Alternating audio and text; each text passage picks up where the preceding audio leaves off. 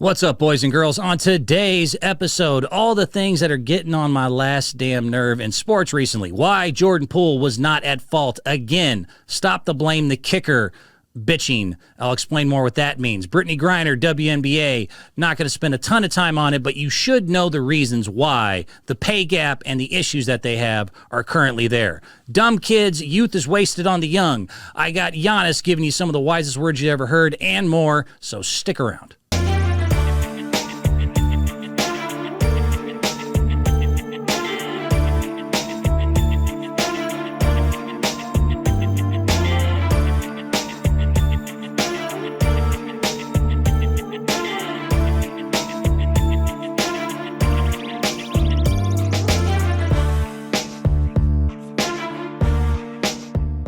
Hey, what's up, everybody? It's the Tricky Guy Podcast. Your host, Brent Bilski, a.k.a. Double B. What is going on today? We are rolling into a very fun weekend. Lots of things to discuss. Today, though, I'm a little bit...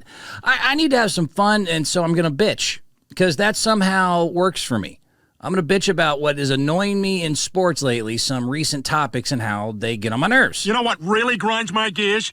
You, America. I'm old, I'm petty, I'm cranky, so I'm going to talk about some things I heard recently involving the WNBA, Britney Griner, and I'm not going to get red pillish on you. I'm not going to go Andrew Tate, but there are some things to be said about her being back, the season, and you'll hear it. I'm not going to, be an a-hole. I love the ladies. I mean, they rip some my stuff to engine. Discuss there. Dumb kids, kids today. The youth is wasted on the young. I'll explain what I mean by that. Sauce Gardner, others. The Lakers Warriors continues to be an interesting thing. Shout out, by the way, to Boston evening the series in Philadelphia, and Giannis Antetokounmpo said something pretty cool there. So lots of discussing, lots of things involving, just issues that I don't want to just sit in here. Sometimes you got to just let it out. Just let it all out. He's an angry elf. So let's just go ahead and jump right into it. Like I was saying, NBA playoffs are very exciting for me, but everyone's talking about Warriors-Lakers. I mean, that's just what it is. So let's just start off with my first thing that gets on my damn nerves. I'm calling this, and I discussed it a little bit yesterday, the Jordan Poole, I'm going to call it the blame the kicker take. It's one of the worst, dumbest takes in America. It's simple, it's basic, it's 101, and as a sports fan, you need to be better than this. So let's just talk about it, because after the Game 1 loss, and I thought it might be a smaller group, but it turns out everyone is a victim of the final moment. And you'll find that out in life, just in general. Most people are a victim of the final thing that they see. They even say movies, hopefully podcast, whatever. If you end it well, people can forgive a lot of other things. And if you end it poorly, it doesn't matter really how great you did. It's still going to be considered a flop or incomplete or just middle. So right now, everyone is pissing me off discussing the fact that they're blaming Jordan Poole for this, the final shot of the game in Game 1. Shot clock is off. Warriors down 3. Curry double team. Jordan Poole lets it fly. No! The timeout. Secure the possession for the Lakers. I feel the Laker last possession, and I don't know why Poole can't get a little closer than that. Yes, so they ended up losing the game 117-112. At that point, it was 115-112. Everyone is really jumping on poor Jordan here, and I think it's moronic. That's dopey talk. That's dopey dumb talk. I really got to explain. This is what I call the blame the kicker take, and it's the most lame-ass, one of the most basic takes in the world, and being a victim of the moment. The idea... So you see this in the NFL a lot. You'll see this after a game. A kicker will have to attempt literally a 56, 57-yarder, by no means guaranteed, kind of almost, a, quote, Hail Mary type of attempt, and he'll miss the kick. And it might also be 30 degrees outside, wind factor, the guard didn't pick up the special teams blocker. There's a bunch of factors, but let's say he hits the goalpost, misses the 57-yarder. Suddenly, every Joe Six-Pack douchebag moron wants to come out and be like, oh, it's all that fault, da-da-da-da-da. Meanwhile, during that game, let's say the quarterback had 2 key interceptions. There was a piss-poor fumble somewhere in the second quarter, somewhere earlier in the game, or just strategy wasn't right, coaching wasn't right. There was a lot of things that you could factor in. Yet somehow at the end, everybody just wants to look at the very last thing and point to that and say, that was it. That's the reason things went wrong. It's because of the last thing I saw. Stop it. And stop it with Jordan Poole. Jordan Poole did not have a bad game, and it's just a stupid... The internet, I've always say, is undefeated, and they continue to be. As much as this annoyed me, because watch it again. I mean, it's 115. So just so you get perspective in case you missed the game, it was 115, 112. Steph Curry, they didn't call a timeout, gets double teamed hard. Shout out to Ham and the Lakers for playing it right. But he was 6 of 10 at that point from threes. Yes, it was a little far out, but also understand that's Jordan Poole. And the Warriors understand that's Jordan Poole. He is a loose, free spirit type. He's not going to always be under control. And if you have him out there in the final moments, he loves to take those shots, which I appreciate to a point. And, boy, he was catching from everyone, man. Everyone was doing, for one, this, like I said, internet undefeated. They were doing all sorts of trolls on my man Jordan, like this was, the final shot. So, anyways, look at this. This was some of the trolls I got. Yo, watch out. If you see the quote, Jordan Poole for the tie, and it's got Jason Tatum at a press conference ducking. Yo, watch out. So they did that one. That one was just a starter. Then they did which is one of the greatest scenes in Along Came Polly. Let it ride. Jordan Poole, the game on the line. Let it ride. Let it ride. Okay. All right, very cute. Then this was the one that got the most. I saw ones where they had Steve Kerr with the mouth missing and the video editing that had the lips moving, but Patrick Ewing was lecturing some player somewhere here. Step back one-legged. What kind of shot is that? Have you ever shot that shot? Do you work on that shot? And does he work on that shot? Yes. Does he hit those shots? Yes, all the time. Matter of fact, that game, he hit some really tough shots. That was not the reason the Warriors lost that game. That was not the reason. That is such blame the kicker crap, moronic. I ain't got a good brain. No, I'm just not going to accept that you guys, but there was a lot of things that went wrong. And there's going to be continual issues for the Warriors. That has nothing really to do. Jordan Poole has been Jordan Poole. Let me just say this. I'm a Warriors fan. Everyone's really watching. This is really the series to watch. Philadelphia-Boston is interesting. Denver-Phoenix seems already done. Miami-New York is interesting if Butler can return, and we'll see how that all plays out. Those are interesting. But Steph LeBron, because of the history, because of the 4 finals, because of the 3-1 comeback, because of the Kevin Durant edition that led to, a lot of people saying that was unfair and, it's not LeBron's fault he didn't get those titles.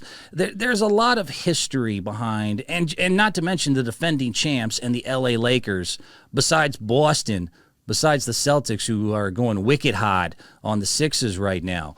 This is the most historic franchise, and arguably outside of the New York Yankees, all of professional sports. Dallas Cowboys, I guess I would throw in there. But there's very few teams that have more panache than the Lakers. There's very few people that get more attention than LeBron James, and then you have Steph Curry and the Golden State Warriors. I mean, this is a beautiful semifinals to enjoy here. But there is so much going on with Golden State that has nothing to do with the fact that Jordan Poole took, yes, it was a little far back, and, it wasn't, but he makes those a lot, and he made some in that game. As I'll point out again, the Steph Curry, Klay Thompson, Jordan Poole combo, whether you don't agree with the, symbolism of it all hit 6 threes apiece. They went 6-6-6. Double 6-6-6, the mark of the beast. Their three-point shooting was around 40%. They set a record for 13 threes in the first half. Their shooting threes at the end of the game was not the problem. That had nothing to do with what was going wrong. The problem was they are too damn small, as I've continued to explain. It's just frustrating to no end. They got nothing but the Lollipop Guild out there. He's an angry elf. 6-8 people playing center. We represent the centers of the Warriors. It's a stupid idea that they have clung to for years and is especially bad this year. And when you go against a big team, especially Anthony Damn Davis, who is just, you got to remember this guy once upon a time played point guard in high school, then hit that growth spurt to become this 7-foot athletic, overly skilled, gigantic freak of a human. That's a huge bitch. He's just, the fact that he drops 30 and 23 with 5 assists and 4 blocks and had the first 30, 20-point game since Shaq almost 29, 30 years ago. Last time I want to say was 2004. That was a problem. The fact that they outscored them 54-28 in the paint, that was a problem. The fact that they had 10 blocks to Golden State's 3, that was a problem. The fact that they shot 29 free throws to Golden State's 6 because they dominated the paint both offensively and defensively, and the Warriors could not get any easy buckets, and Lakers could continually get to the free throw line when things got tough. That was a problem. Jordan Poole taking that last shot is such a blame the kicker, stupid-ass take. It's hard for me. Just be careful. Be careful when you talk sports besides with just your buddies at the bar. If you talk with someone who knows what they're into, especially an NBA person like me, and you came up to me and said something that's just moronic as, well, Jordan Poole, that final shot, that was really what decided the outcome of the game. Stop it. Stop it. Stop it. Stop it. It was not his fault. It had nothing to do with that. Look at me, son. It's not your fault. I'll play it one more time. It was a decent look. Yes, it was a little far back. Steph and Clay and a lot of guys on that team have been shooting from long distance. Watch it one more time. This is an open look. Like, what are we bitching about? Shot clock is off. Warriors down 3. Double teamed. Curry double team. Green ain't shooting the damn thing. Poole lets it fly. No. It was a decent look. Secure the possession for the Lakers. Though the Laker last possession, feet are set. I don't know why Poole can't He get got his form off. than that. He's been 6 of 10 all night. That's just, stop it. Stop blaming him. And even Snoop Dizzle, or Snoop Lion, I don't really know what he calls himself. He's got 98 decent nicknames. All right, you got me. That's an awesome nickname. Reggae album didn't do so well from what I understand. He was on the first fake, and even he had to throw it out, and then they played it later like Snoop was psychic. And then Steph just showed out last series, so we're going to be probably doubling Steph, and somebody else is going to be open. Jordan Poole, keep shooting. I like the way you've been missing, brother. Oh, Lord. Here's the See, and no offense to Snoop, yes, great call. You're psychic. You can predict the future. And that's a very musician. I like sports and I follow it a little bit, but I don't really get into the details kind of take. Because, again, he was 6 of 10. He played phenomenal. You want to blame people. Blame Andrew Wiggins, by the way, who had a disappearing act. And because of whatever, there was no real discussion over why he missed the time that he missed, or even a little bit of a tough topic to bring up of, like, was it really what was necessary? I'll leave that alone. I'll leave alone why and if it was really necessary and all that stuff. But the fact is, Andrew Wiggins was getting switched off. They're putting Vanderbilt on Steph, and they're putting Reeves on Thompson. They're putting their best defenders on the other players and putting D'Angelo Russell on Andrew Wiggins, and he disappeared, did nothing. That was a problem. Draymond Green, as I play the crickets, talky, no more talky. Are you going to get your fat-headed ass out there and play some basketball? Because that is what's one of the biggest issues. Draymond Green is currently not even looking at the basket, and when he does, he can't throw it in the ocean.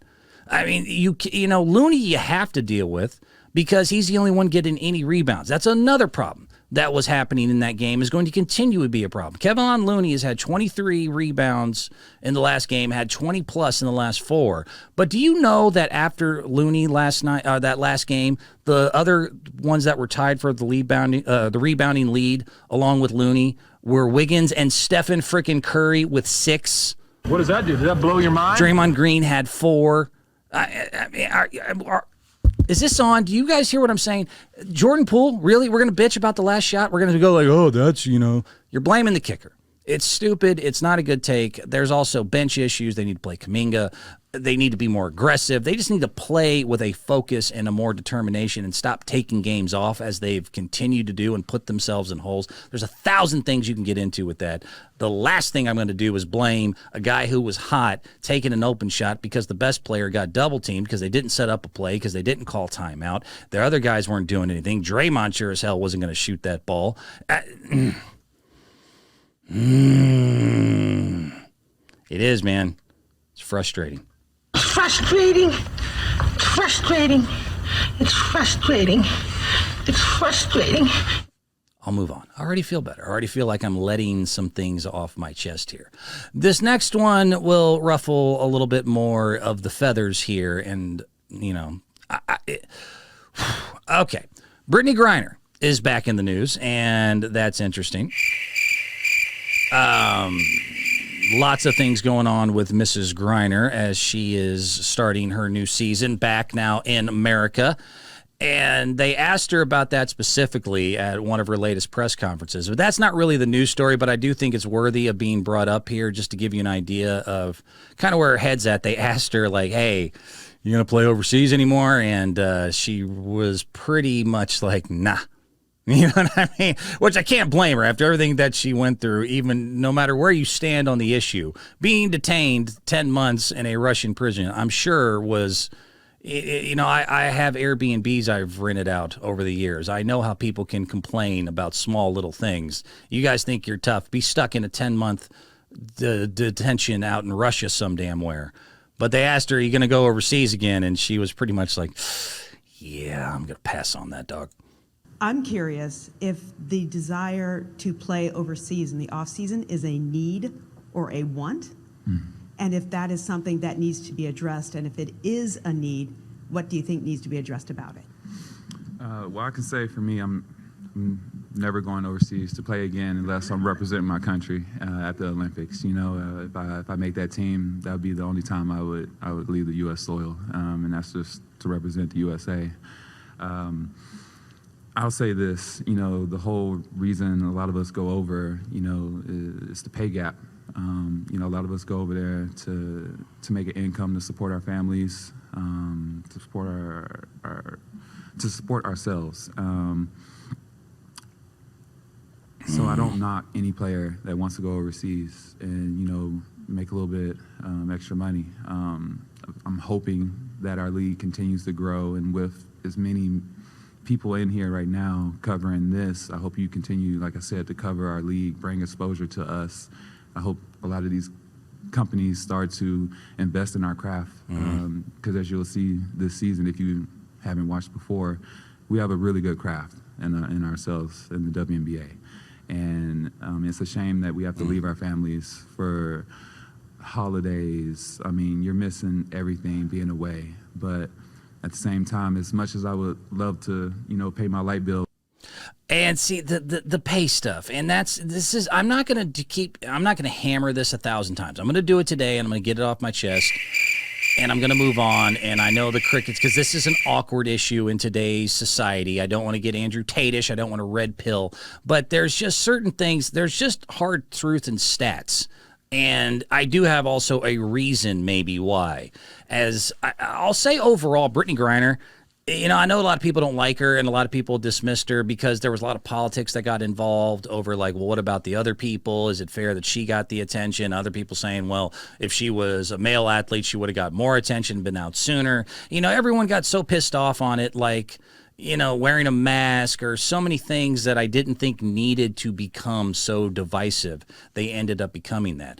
For all that being said, Britney, for the most part, has been saying and doing the right thing. I really have no issue with Britney Griner as a person. The more I hear her speak, I think she was a person who made a mistake, that maybe didn't understand the consequences of, you know, you are a celebrity, whether you think you're a big enough one at the time or not, to in a area where we weren't liked, where they were looking to make political statements, political moves, and you did, whether it would obviously didn't deserve what you got. It was, weed's legal here now. I love weed, okay? I love it. Wasn't a good idea. There are better things you could have done and put in your suitcase. But overall, she said and done the right things as her fame. Whether, I don't want to do the everything happens for a reason routine. There's a lot of extra fame and attention. And so she says she's going to use that and use the platform. So there's certain things that she discusses that I continue to hear that get on my nerves a little bit that I'm going to discuss. That is just basically the idea of the pay gap, of the reasons why. There's really more to it, and you really should know a little bit more about it. But just in general, so yeah, Britney Griner is back now. She has been on what they called a whirlwind media tour. Basically, Britney Griner's been all over the place. She was been hanging out with the president. She was at the Met Gala just last week. She was at the White House Correspondents' Dinner. She's been taking pictures with Usher, Patrick Mahomes. I mean, she's come back to a, open-armed, welcome back kind of situation, and that's great. Like, why would I be mad at that? Why would I be upset that she's getting, some attention and some love and, kind of a welcoming back and how you doing type thing? I mean, Oh, good for you. And again, I really don't have many issues with what she's saying, even in these things. She said after all that and her fame, it's cool because now I'm able to reach even more people and bring them into the WNBA. Also keep them aware of the other detainees that are still left behind right now. I know a lot of people want to say, well, why isn't she bringing enough attention to the other people that she was locked in that situation with, maybe who had less of a cut and dry, you did do something wrong situation. She's saying right here, and she said it before, that she wants to continue to bring attention and wants to use everything that happened in a positive light, and said, look, I'm going to go out of my way to bring the names and the situations back to people here, and hopefully they can have a social media, because that's really what helped her out a lot. Politically, it was the internet, it was social media, it was all of us going, let's go ahead and bring this one home. It doesn't seem right, even though she did do something a little wrong. 10 months for weed is something, as an American, we're like, I love weed, okay? I love it. I'll ignore the people that are still currently in jail from old, outdated laws and all that. She continued, though, after saying she wants to make sure detainees come back, that she wants to continue to use the bigger outlet to support others that are in need or don't have the spotlight or the media coverage that she should be able to get. That I have no problem with. The other part that was brought up, though, was that apparently she was able to fly private because it's a security issue right now with Britney Griner to fly commercial. So she's getting some special treatment that WNBA players usually don't get, and has been flying private a lot. And said after that, quote, I would definitely love to make all my flights private. That would be nice, but not just for me, but also my team and for the whole WNBA league. We all deserve it. We work so hard. We do so much, and it would be nice to finally get to that point where we are rewarded on that end too. And herein lies the rub. There are certain things you need to know that aren't necessarily nice. This is a little bit, Shapiro-ish, facts over feelings. It's just, there's not an issue with women in sports making money overall. There is an issue with the WNBA making money that is more, and there's more to it, in my opinion. The fact is, and I'm just going to give you some stats here, and you can get upset about them or you can just take them as they are, because this needs to at least be, wherever you're going to lay on this, you have to at least know the basics. So I looked up kind of all of the things that could really help explain why the WNBA continues to struggle financially and what they actually do to fix it. And I read. Here's the first thing you need to know. The audience for the WNBA, as much as it's been maligned and that, there's not enough viewership and that all these other issues going on in the world, it's 58% male. The WNBA audience is the exact same as the male audience. It's 58% male. More men watch the WNBA than women percentage-wise. Damn, Daniel. The issue with their pay gap is not as simple as, the men are getting paid a bunch of money and there's money to be made here, so why aren't we getting the same amount of money? It's not the case. They're not even close. They're not even close. Matter of fact, they're being kept afloat by the NBA. They are not salvaging. They're not even in the black themselves revenue-wise. They make very little revenue. It's alarming. It's alarming. The WNBA versus the NBA. The NBA revenue is $10 billion with a B. $10 billion a year. The WNBA makes $60 million. To give you an idea, that is 0.6% what the NBA makes. I'm going to give you that one more time because it bears repeating and attention. The NBA currently makes $10 billion a year in revenue. The WNBA makes $60 million. They make 0.6, less than 1% of what the NBA makes. Even so, average salaries in the NBA with their $10 billion revenue is $9.6 million versus the WNBA's $102,751. Is that a big gap? Absolutely.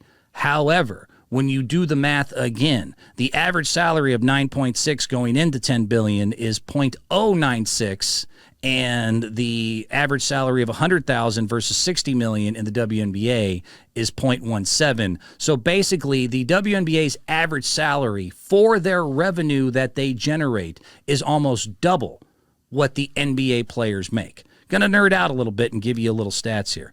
Viewership. To give you an idea, again, of besides the fact that, maybe there's a lot of viewers and they just haven't been able to monetize it the way that they need to. The fact is the NBA Finals averaged 12.4 million viewers. The average finals from the WNBA was 412,000. That is 3.32%. There is let's be nice and say 4% of what watches the WNBA or watches the NBA Finals. Only 4% of that amount is what's watching the WNBA Finals. The highest ratings recently, again, were the Finals, 12.4 million. The highest that the WNBA has ever gotten is 835,000. They have yet to hit 1 million viewership in any game whatsoever. The NBA averaged 12 times that. I really don't know what else you want to say. Damn, Daniel. As far as that goes. Meanwhile, don't tell me that we don't like women's sports or that men and women and America doesn't get into any female sports. That is also nonsense. I have to get this out of my way. I'm going to do this once. I'm just going to knock it out. The fact is, there is in college basketball. So same sport. Go with the same sport. Iowa, LSU, Final Four got 9.9 million. They only got about 2.5 million less than the NBA Finals. They were the record-setting all-time most watched. Caitlin Clark, LSU's Angel Reese versus Caitlin Clark, that whole thing that went down, got 9.9 million viewers. Meanwhile, the World Cup, the Women's World Cup in soccer, they are averaging 14.3 million viewership, which is, again, more than even the NBA in the female and the Women's World Cup, whose pay has started to also match and I want to say supersede even what some of the men are making. They are beating them in viewership, 14 million to 11 million. The U.S. Open in tennis, as far as there's at least Americans that represent us, that I think that's a big issue with the male side of what's going on. But even then, they are beating. The women are now beating the men. They beat them from 2014 to 2021, had higher ratings 5 of those 7 years, and consistently beat the men. In the Olympics, when you get into certain things like gymnastics and other sports, they are almost double what the men make in viewership, 2.4 to 1.5.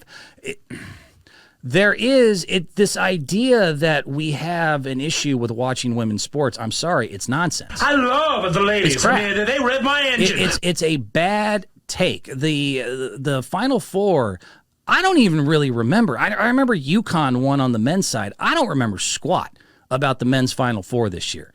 You gave me an awesome storyline. You gave me a lot of fun to watch, exciting games with Iowa, LSU, Iowa beating South Carolina before that, getting the huge upset. I was riveted, and I've talked about it multiple times. I loved watching that Final Four. That was fantastic. It was unbelievable. This idea that men don't support women's sports isn't really true, and it's really, and there is the demos of that, too. That is also an issue. You're going to need guys. You're going to need men because we are the ones who continually and avidly watch sports versus females. I looked this up as well, and I know I'm doing a lot here of reading and stats, but you're just going to have to, if you want to hear the whole thing, you have to know the whole thing. And I read. The fact is, in the last survey done January of this year, of 2023, 75% of men are at least casual sports fans, but 48%, almost half of men polled in a 2023 poll, 48% called themselves avid sports fans. Another 39% watched casually. So 75%, 3 of 4 men are a sports watching, sports loving. About half are avid. If you give me something cool to watch, I will watch it. I have been right alongside doing that. I don't give two darn shoots and whatever's what is underneath your clothes. If you give me a good sporting event, I am more than willing to check it out, support you, buy your jerseys, buy the products you represent, all that nonsense. Women, unfortunately, are only 19% avid sports fans. 19% total are avid sports fans. Almost double call themselves, about 34% don't even watch sports at all.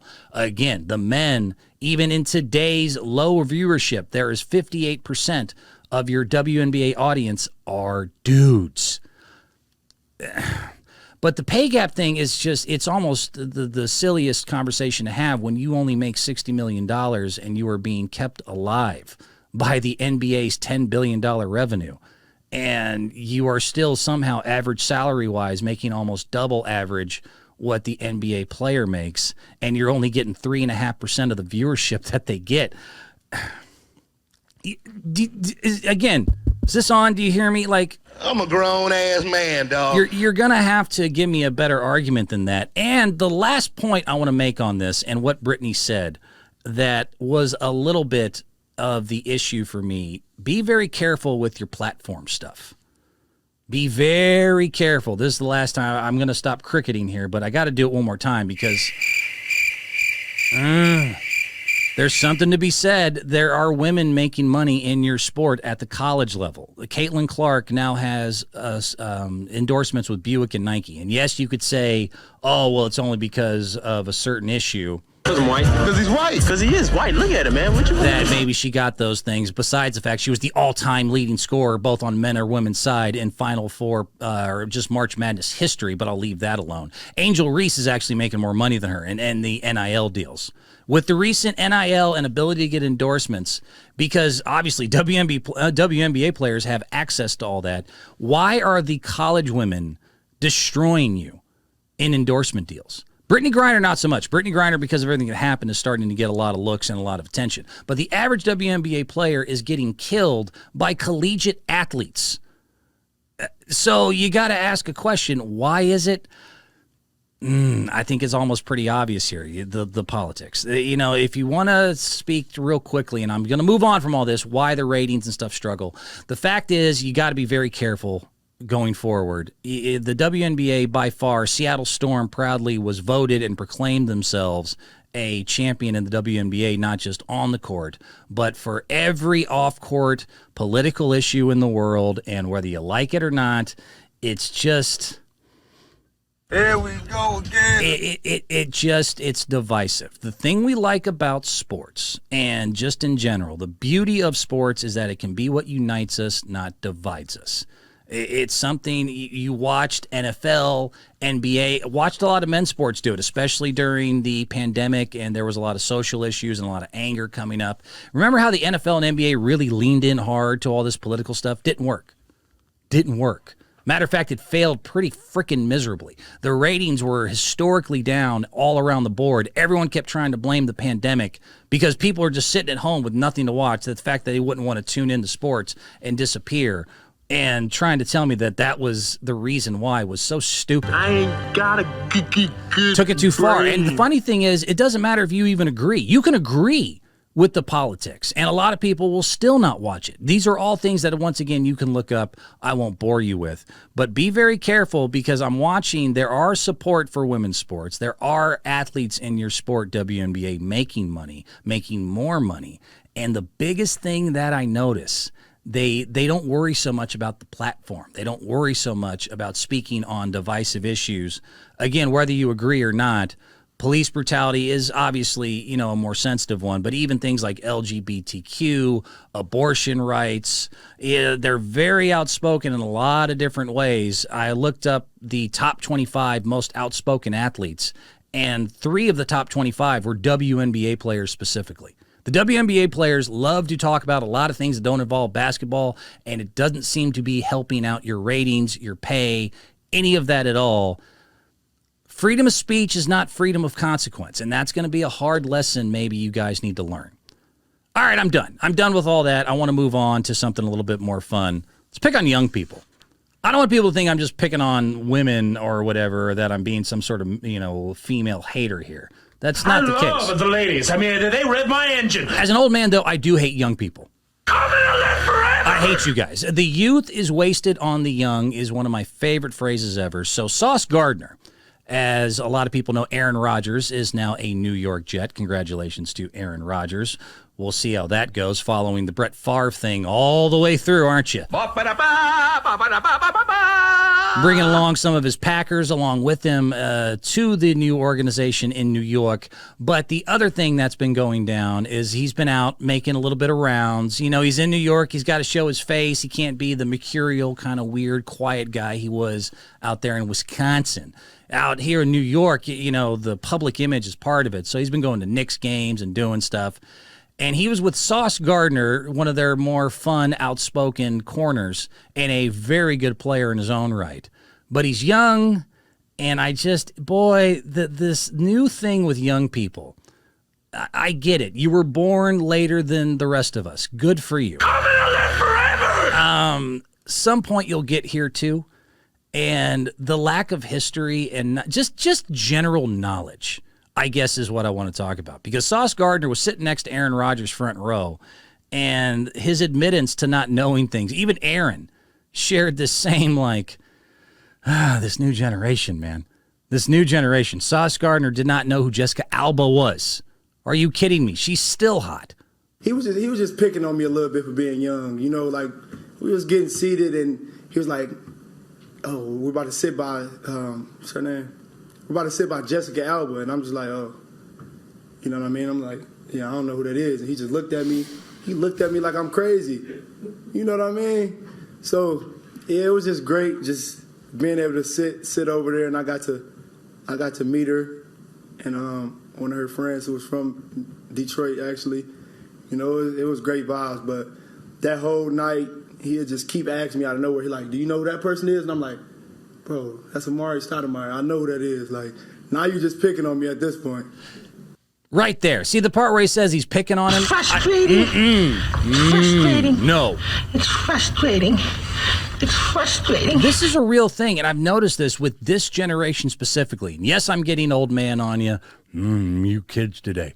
But there is a truth, and maybe it's because you have so many different ways of entertaining yourself that we didn't have with apps and TikToks and all that, that maybe you have so much more out there. The lack of general knowledge of anything before you were born, it's almost not even anger. It doesn't even anger me at some points. I'm almost like Burgundy with a wheel of cheese. Actually, I'm not even mad.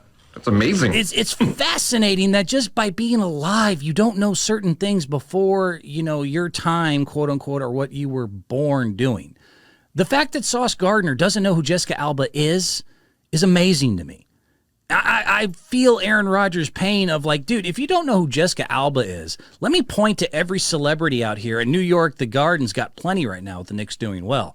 Do you know who Amari Stoudemire is? Do you know who Ben Stiller is? I mean, how far down the list do we have to go to find out just how, in your own time, and it comes across dumb. It comes across dumb. I mean, you can say we're picking on you a little bit, the last generation, but there were things that I just knew that, and stuff I didn't even see just by being alive and talking and listening and actually listening to what people told me. To this day, I've never seen Casablanca, ever. But if someone says, here's looking at you, kid, I know what they're talking about. I, can't name you every song on the Beatles' White Album, but I know it exists. I know it was one of their big ones.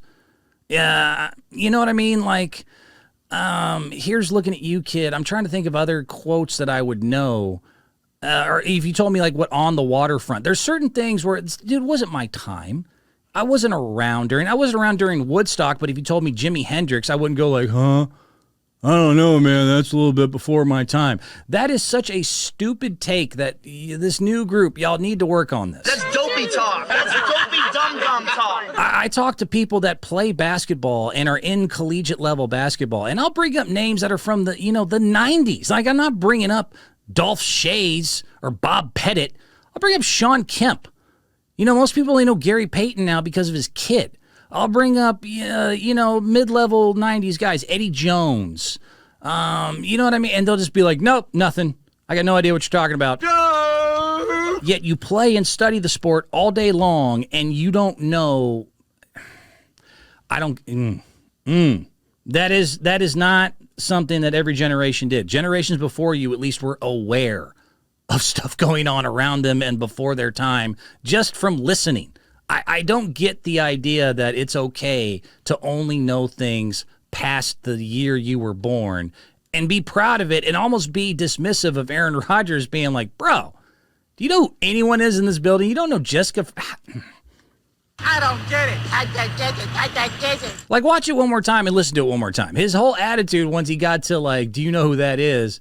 And he finally knew Amari Stoudemire. Congratulations. He just retired like 10 years ago. It's not picking on you. We are genuinely confused by how much today's youth knows nothing about anything before the year 2000. He was just picking on me a little bit for being young. Like we was getting seated and he was like, "Oh, we're about to sit by what's her name? We're about to sit by Jessica Alba," and I'm just like, "Oh, you know what I mean?" I'm like, "Yeah, I don't know who that is." And he just looked at me. He looked at me like I'm crazy. You know what I mean? So yeah, it was just great, just being able to sit over there, and I got to meet her and one of her friends who was from Detroit, actually. It was great vibes. But that whole night, he'd just keep asking me out of nowhere. He like, "Do you know who that person is?" And I'm like, "Bro, that's Amari Stoudemire. I know who that is." Like, now you're just picking on me at this point. It's not picking on you. We get genuinely confused. Even if we're not angry, we could even be impressed by your lack of awareness. Actually, I'm not even mad. That's amazing. But you genuinely start asking about, it's like, it's not like he brought up, some 80s like Rick Moranis or John Candy.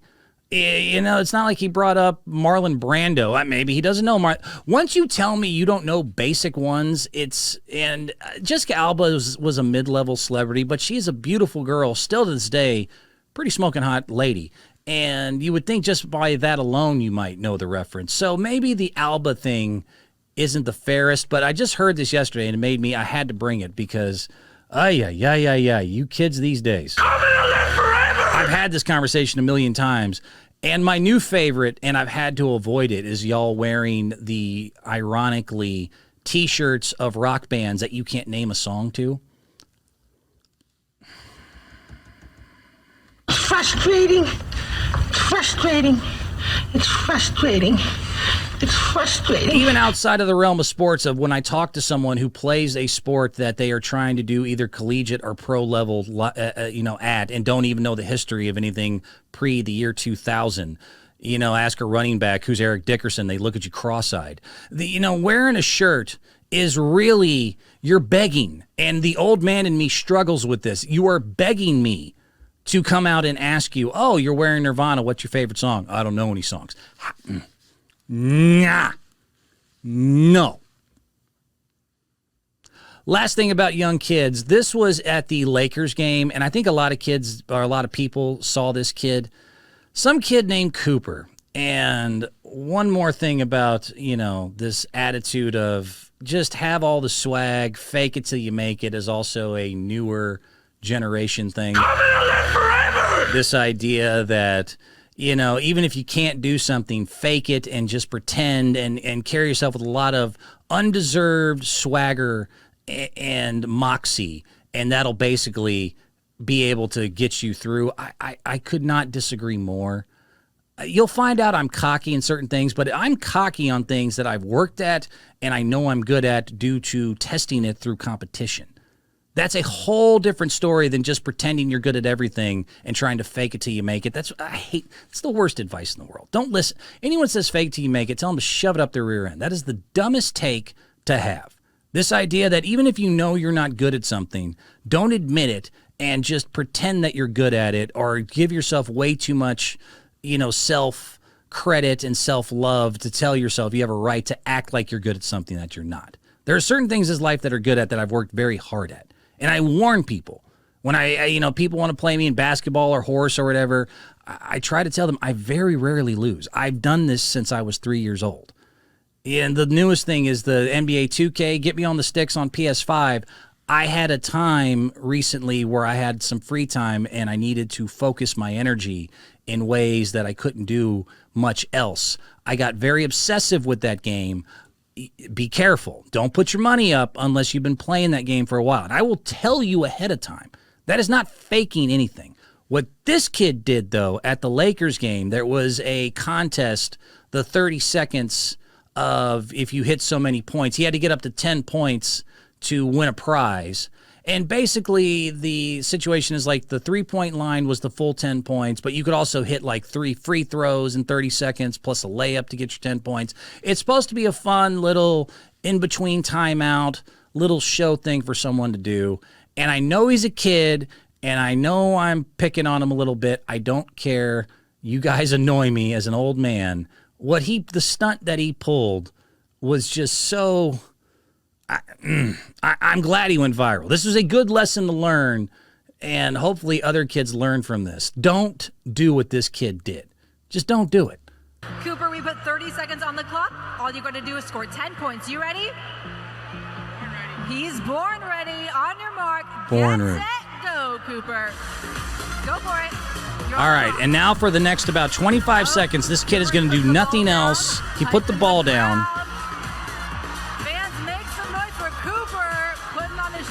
I'll pause it and rewind it here in case you're listening. So Cooper, basically, as soon as she tells her, tells him the whole situation, he's got his Lakers jersey on. He's got his junior Lakers jersey on, which tells me he's probably on some AAU team somewhere. And he's got his, he's out here. He's feeling himself. He's feeling good. He decides for the first 28 seconds, because he had 30 to try to get to this 10 points to win whatever prize, LeBron signed shoe or whatever, instead thought he'd make a statement and hype up the crowd, puts the ball down. He's just doing the come on, basically in a Ric Flairish almost level of declaration of, dude, I don't need 30 seconds. All I need is 28 because I'm just that dude.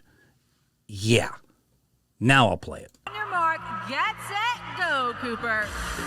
Go for it. You're on the clock. Oh, Cooper is putting the ball down. Yeah. The crowd. Fans, make some noise for Cooper putting on a show for us. Cooper, you've got 15 seconds to score those 10 points. Fans, make some noise for Cooper. He's got 8 seconds to make those 10 points. Cooper, you've got 5 seconds, 4 seconds. Brick. And that is... Great job. For more information on Camp Lakers, presented by UCLA Health and Lakers Youth Basketball. This almost isn't even completely his fault. Because this is so indicative of, I'm sure, it's this new... this new idea that you're just awesome from the day you came out mommy's womb and that everything you do is golden. And this whole fake it till you make it fake swag thing that he just tried to pull off, I almost only half blame him because I think there's a lot of things that basically played into him doing it. Also, he's at a Lakers game. He's probably comes from maybe a situation where he doesn't need the prize. I don't know. And so a little bit not your fault. Look at me, son. It's not your fault. It sucks, I guess, for a little bit that you went viral. But, dude, you were so arrogant and so cocky.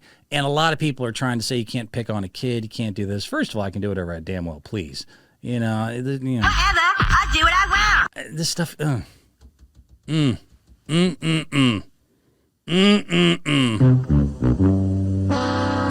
And then you see the form, and I think that was the most frustrating part of it. I mean, I'm sorry, I played. if you look right now at the picture, I mean, just from the starting point, that's not good.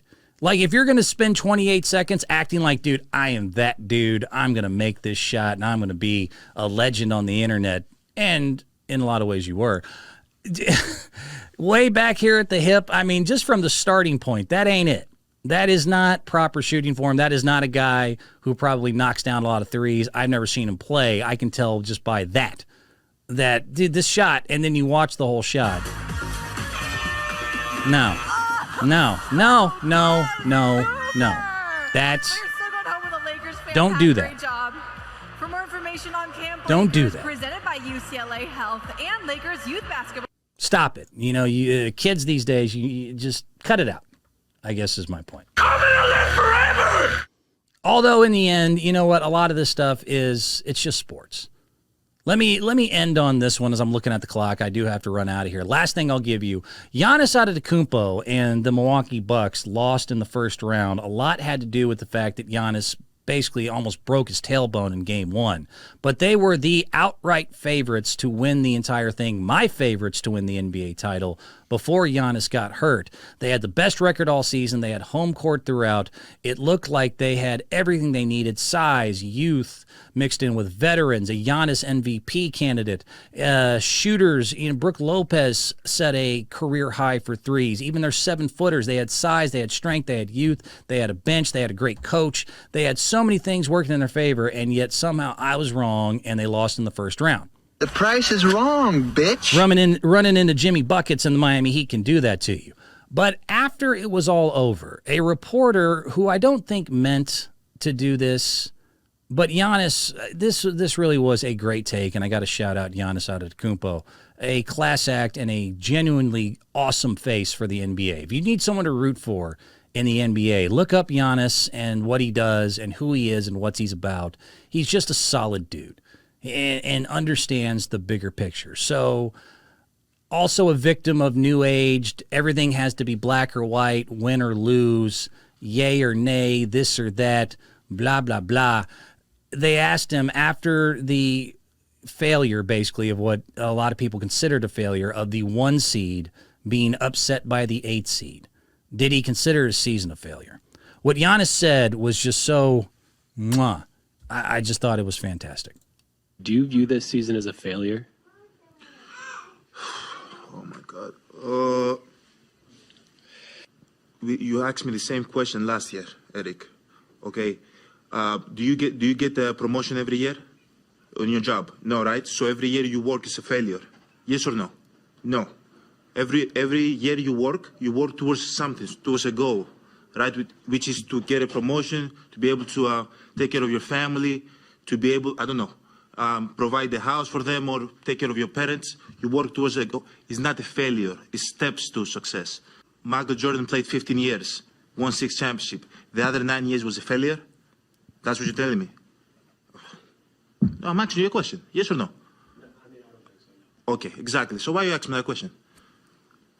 It's a wrong question. There's no failure in sports. Good stuff. Yeah, man. I mean, so many things. You'll find this out as you get older. A lot of you I keep bitching to you kids, but even older people, you'll know, dude, a lot of this you'll find out life, you know, you need to fail in order to succeed. The journey is part of the process, all of that stuff. But I thought that was beautifully encapsulated by Giannis being like, bro, a failure?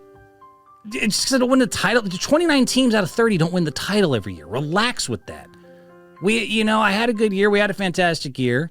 Jordan, only won 6 of 15, and he's considered the GOAT. I have a championship. I was an MVP candidate this year. Do you get promoted every year? Relax with all that and just trying to do the basic, it's this or that. It's a failure if you don't win. The simplistic, basic takes really need to be reined in a little bit, in my opinion. Hopefully what Giannis said and even some of the nonsense I spilled out today helped out with that a little bit. Because it's a process. It's a lot of fun. Try to enjoy the ride, because at some point it stops. I got to stop. Talk to you next time. And yeah, I'm out of here.